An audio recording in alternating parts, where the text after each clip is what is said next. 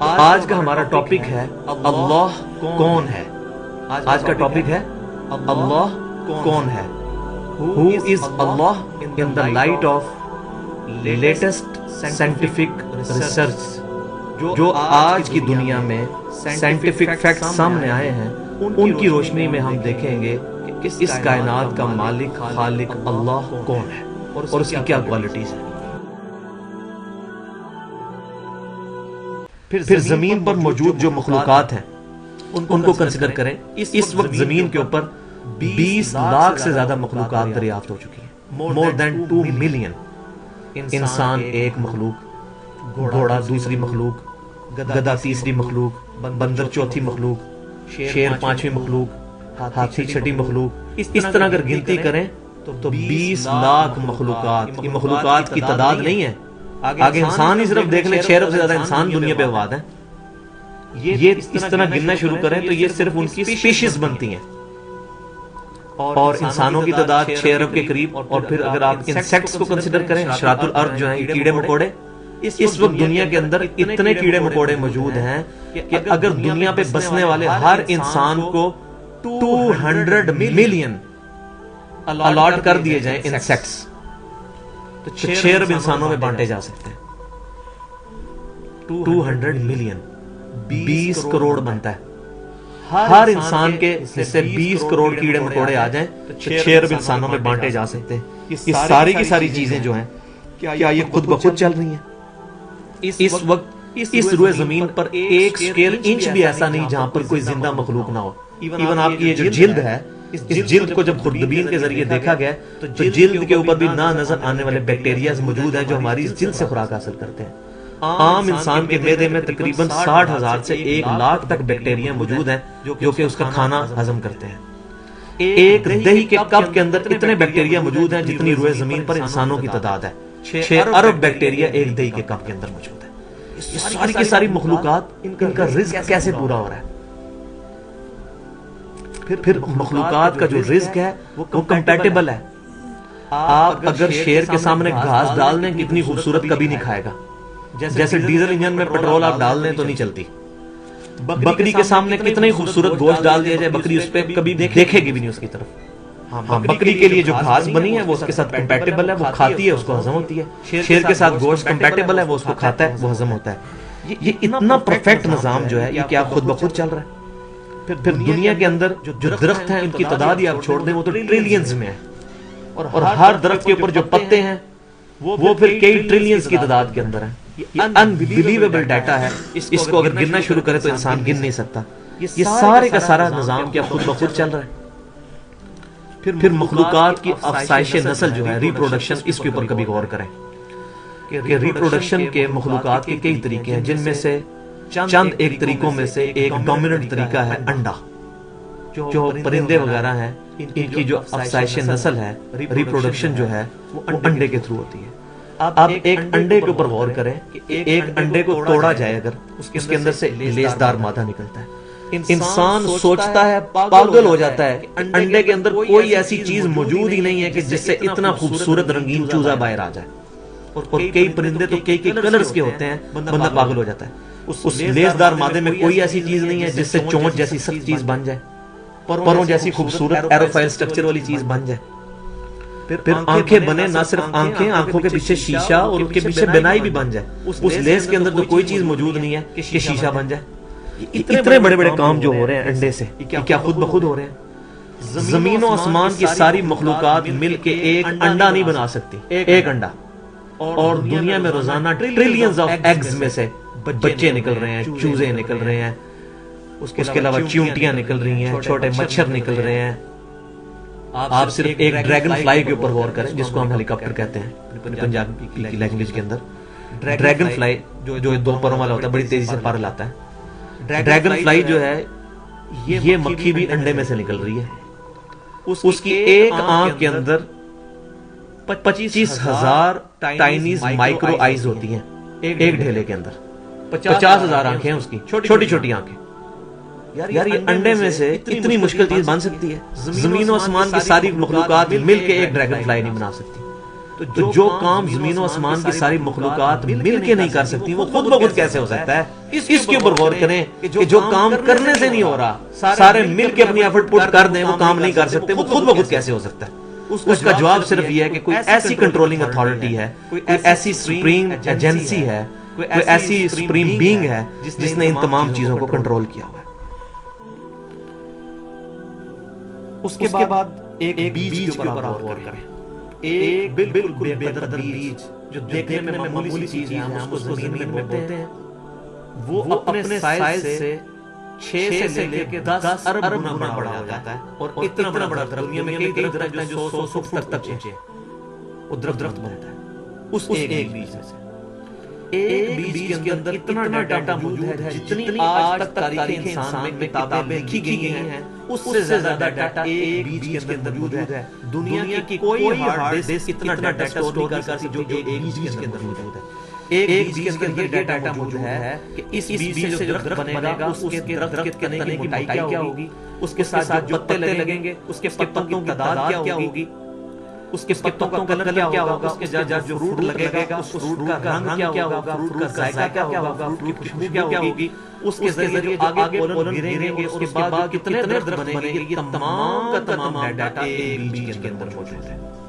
زمین و آسمان کی ساری مخلوقات مل کر ایک ایسا بیج تیار نہیں کر سکتی جس کو زمین کی گہرائیوں میں بویا جائے اور اس میں سے اتنا بڑا درخت نکلے۔ انسان پاگل ہو جاتا ہے بیج کی کنسٹرکشن کو دیکھ کے۔ تو یہ اتنا کمپلیکس نظام جو ہے بیج، یہ خود بن رہا ہے۔ جو کام زمین و آسمان کی ساری مخلوقات مل کے نہیں کر سکتی، وہ خود بھائیو کیسے ہو سکتا ہے؟ اس کے اوپر غور کریں، اس کے اوپر اسٹرائک کریں اپنے دماغ کو۔ یہ کام اتنے بڑے بڑے کام ہم نے کبھی غور نہیں کیا، اتنے بڑے بڑے کام کیسے ہوئے؟ پھر پتوں کا جو نظام ہے، ایک جو پتا ہے وہ پوری کی پوری ایک فیکٹری ہے، ایسی فیکٹری ہے جو سولر انرجی کو اپنی غذا میں فوٹوسنتھسس کے کنورٹ کرتی ہے۔ پتا اپنی خوراک خود تیار کرتا ہے۔ یار پتے کا کوئی باپ ہے جو سکھاتا ہے کہ تم اس طرح خوراک تیار کرنی ہے؟ ایک درخت کے ساتھ 10,000 سے لے کے 1,00,000 تک پتے ہوتے ہیں، ہر پتا اپنی خوراک سورج کی روشنی سے تیار کرتا ہے، یہ خود کر رہا ہے۔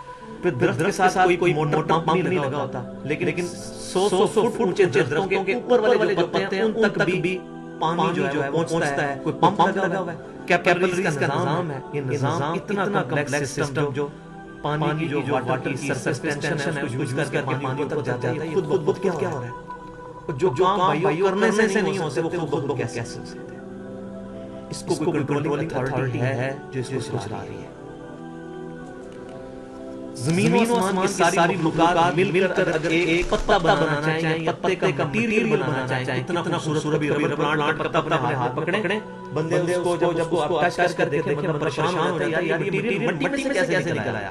یار مٹی میں تو کوئی ایسی چیز نہیں ہے، اتنا خوبصورت پھول نکل آتا ہے۔ ایک گلاب کے پھول کے اوپر غور کریں، اس کے کلر کے اوپر غور کریں، بندہ پاگل ہو جاتا ہے، اس کلر یہ مٹی میں سے ہر چیز میں سے اتنا خوبصورت پھول، کتنے کلرز کے پھول ہوتے ہیں، یہ کیا سب کچھ خود بخود ہو رہا ہے ایک ہی چیز میں سے؟ زمین میں اتنا سا بیج بونے سے اتنا بڑا درخت جو نکلتا ہے، زمین بھی وہاں سے کم نہیں ہوتی۔ یہ کون سی چیز ہے جو کنورٹ ہو کے اتنا بڑا درخت ہو جاتی ہے؟ اور وہ درخت پورا سسٹم چلتا ہے اس کا، پھر اس کے آگے پولن گرتے ہیں، اس کی آگے نسل چلتی ہے۔ اتنے بڑے بڑے کام کیا بخود ہو رہے ہیں۔ اور اس کے بعد سب سے حیران چیز وہ انسان ہے۔ انسان اپنے اوپر غور کرے، ہمارا جو دل ہے روزانہ 1,00,000 دفعہ دھڑکتا ہے، 1,00,000 دفعہ ہر انسان کا دل دھڑکتا ہے، اور 1,00,000 دفعہ دھڑکنے سے 10,000 لیٹر خون ہماری شریانوں میں ٹریول کرتا ہے روزانہ۔ اور ہماری شریانیں جو ہیں، وینز جو ہیں، ان کو اگر جوڑا جائے تو 1,00,000 کلومیٹر بنتی ہیں، 2.5 چکر پوری زمین کے بن جائیں، ہر انسان کی شریانیں جوڑی جائیں، ان ساری شریانوں میں جو خون ٹریول کرتا ہے دل کے ذریعے، کیا یہ خود بخود ہو رہا ہے؟ پھر اس کے بعد اس چیز پر غور کریں کہ ہمارے جو گردے ہیں روزانہ 25 دفعہ ڈائلیسس کرتے ہیں۔ ایک ڈائلیسس کی قیمت مارکیٹ میں تقریباً 3,500-4,000 روپے ہے۔ 4,000 کو 25 سے ضرب دیں، 1,00,000 روپے کا کام ہمارے گردے مفت روزانہ کر رہے ہیں بغیر کسی تکلیف کے۔ ڈائلیسس کروانے کے لیے ٹائم دینا پڑتا ہے، تکلیف کاٹنی پڑتی ہے، یہ ہمارے گردے بہت چل رہے ہیں۔ کیا زمین و آسمان کی ساری مخلوقات مل کے جس بندے کے گردے فیل ہو جائیں گردے چلا سکتی ہیں دوبارہ، یا دل فیل ہو جائے دل چلا سکتی ہیں؟ یہ کوششیں ہوتی ہیں، بیٹری لگاتے ہیں، لیکن وہ کہتے ہیں کہ دل چل رہا ہے لیکن جان ختم ہو چکی ہے. اس طرح دل چلنے سے جان نہیں آتی بیچ میں. پھر ہمارے پھیپھڑے روزانہ 23,000 دفعہ سانس اندر کھینچتے ہیں, 23,000 دفعہ سانس باہر نکالتے ہیں. اور جو سانس اندر کھینچتے ہیں, آکسیجن جو آبزارو کرتے ہیں, یہ آکسیجن پورے جسم کے ہر خلیے تک پہنچتی ہے. اور ہمارے جسم میں خلیوں کی تعداد کوئی ہزاروں میں لاکھوں میں نہیں ہے. ایک انسان کے جسم میں 100 ٹریلین خلیے موجود ہیں. 100 ٹریلین اور 1 trillion is equal to 1000 billion, ہزار ارب کے برابر. اس کو سمجھانے کے لیے سائنسسٹ نے یہ ایگزامپل دی ہے کہ اگر انگلینڈ جیسے 30 ملک ہوں اور وہ 30 کے 30 ملک درختوں سے پر ہوں, ہر درخت کے 10,000 پتے ہوں, تو جتنے پتوں کی تعداد بنتی ہے نا, 30 انگلینڈ جیسے ملک مکمل درختوں سے بھرے ہوئے, وہ سارے پتے گنے جائیں, ہر درخت کے 10,000 پتے ہوں, تو یہ 100 ٹریلین فگر بنتا ہے. اتنے خلیوں تک آکسیجن روزانہ پہنچتی ہے جسم کے خلیے موجود ہے.